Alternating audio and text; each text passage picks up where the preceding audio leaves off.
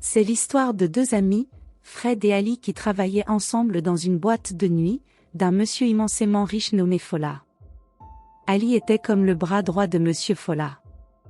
Un moment, Ali décida d'ouvrir son restaurant pour que son épouse gère. En à peine une semaine de l'ouverture de ce restaurant, les clients inondaient la place. Ali devenait de plus en plus riche, mais continuait de travailler dans la boîte de nuit. En 6 mois, Ali avait déjà à lui seul 3 restaurants que son épouse et ses sœurs géraient. La femme de Fred, nommée Camilla, se mit à mettre la pression à son mari pour qu'il puisse aussi avoir une seconde source de revenus comme son ami Ali. Sachant aussi très bien faire la cuisine, elle décida qu'il ouvrira aussi un restaurant. Ali, sous pression, accepta la proposition de sa femme et il ne trouvait pas l'idée mauvaise, surtout en voyant à quel point son ami avait réussi dans ce domaine. Fred prit tous ses économies pour ouvrir le restaurant. Malheureusement, cela ne fonctionnait pas comme pour Ali. En 6 mois de vente, il ne gagnait presque rien et ne tournait qu'en rond. Monsieur Fola, son patron de la boîte de nuit, décida un soir de le renvoyer sans raison. Fred rentra à la maison complètement triste. Camilla, son épouse, lui conseilla de venir travailler avec lui au restaurant et d'essayer de trouver un moyen pour faire prospérer cela. Après 3 mois, Fred constata que le restaurant ne marchait toujours pas. Il décida de changer de lieu pour être plus proche de l'un des restaurants d'Ali, car il pensait que c'était sûrement l'emplacement qui était le problème. Après leur déplacement 6 mois après, rien n'avait changé, alors que Ali avait tellement évolué qu'il s'était même ouvrir aussi une boîte de nuit. Camilla demanda à Fred d'aller poser des questions à Ali sur comment il fait pour que son business prospère autant. Au début, Ali ne voulait rien dire, mais après insistance de Fred, il lui a donc invité à une réunion, en insinuant que c'est grâce à cette réunion qu'il est ainsi aujourd'hui. Tout heureux, Fred accepta. Le week-end arriva et ensemble ils voyagèrent pour une ville très reculée. Arrivés dans cette ville, ils allèrent dans une maison qui était très bien construite mais que d'après les voisins personne n'habitait là-bas. Devant cette maison, Fred aperçut aussi son patron monsieur Fola. Il s'avère que ce dernier faisait aussi cette même réunion. Ali avoua à Fred que la plupart des personnes qui avaient les restaurants et les boîtes de nuit dans la ville faisaient cette réunion. À 20h, la réunion commença. Parmi les 40 hommes présents, il n'y avait qu'une seule femme. Cette femme était si effrayante avec des tatouages sur tout le corps et c'était la présidente. Elle discuta avec Fred pour le souhaiter le bienvenu. Il posa son problème, la raison pour laquelle il était venu. La dame lui donna juste pour condition d'aller ramasser les cheveux dans les salons de coiffure et des ongles, pour les enterrer dans son restaurant. Fred était si heureux de cette condition car il trouvait cela facile, mais il devait changer de lieu de restaurant une fois encore et aller où il n'y a pas celui d'Ali.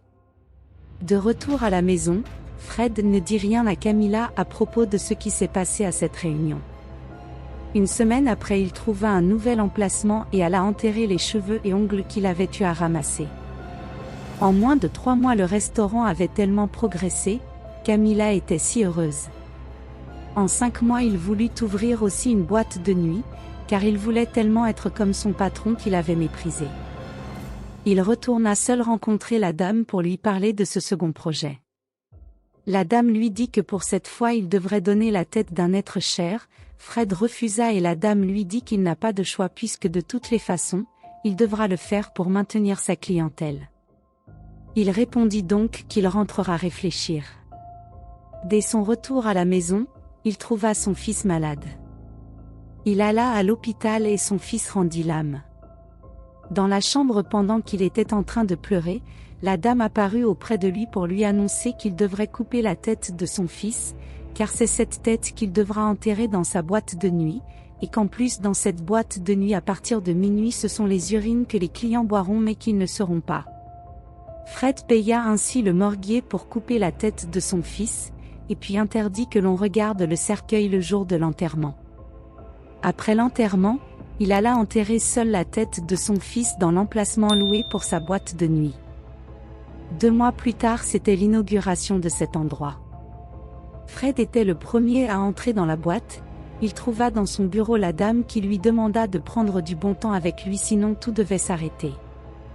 Sans hésiter, Fred exécuta. Après avoir fini, il vit le fantôme de son fils qui lui demandait sa tête. La dame rassura Fred que cela passera, que son fils viendra ainsi quelque temps et puis disparaîtra. L'inauguration s'est très bien passée. Camilla était si heureuse malgré la perte de son fils. Elle se consolait avec le deuxième enfant qu'elle devait bientôt accoucher. Après son accouchement, Fred constata qu'il n'arrivait plus à prendre du bon temps avec sa femme. Devant elle, il était impuissant, or avec la dame tout se passait bien. Un soir, Fred reçut l'appel de la dame qui demandait aussi la tête du nouveau-né. Il alla chez la dame la supplier de ne pas prendre son second enfant, mais c'était en vain. Dès son retour, il trouva son bébé malade. Camilla sur place s'inquiéta. Elle se mit à dire qu'à chaque fois qu'il part à cette réunion d'Ali, il rentre et un malheur se produit. Elle décida de fuir la maison pour aller à l'église. Là-bas, on commença à prier sur son enfant.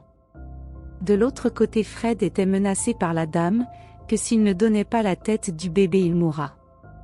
Il alla chez Ali qui le conseilla juste de respecter les conditions s'il veut rester en vie, insinuant que c'est la même raison pour laquelle lui aussi n'a pas d'enfant. Malheureusement pour Fred, les prières de Camilla à l'église empêchaient la mort de l'enfant. Il tomba dans une dépression et alla lui aussi à cette église se confesser. Après cette confession, il devint fou, son bébé reprit la forme et Camilla décida de ne plus retourner dans sa maison et abandonner tout jusqu'au restaurant. Et il s'avère que c'est parce qu'il s'est confessé qu'il est juste devenu fou, sinon il mourrait directement après la guérison du bébé. Ainsi s'achève cette histoire. La morale de cette histoire semble mettre en lumière les conséquences dévastatrices de la recherche du succès à tout prix.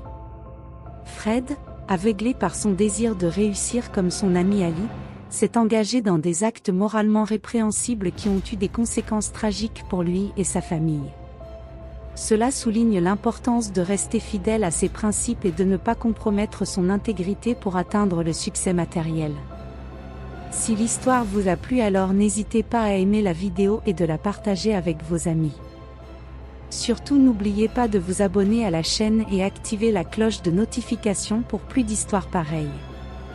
Merci d'avoir regardé jusqu'à la fin.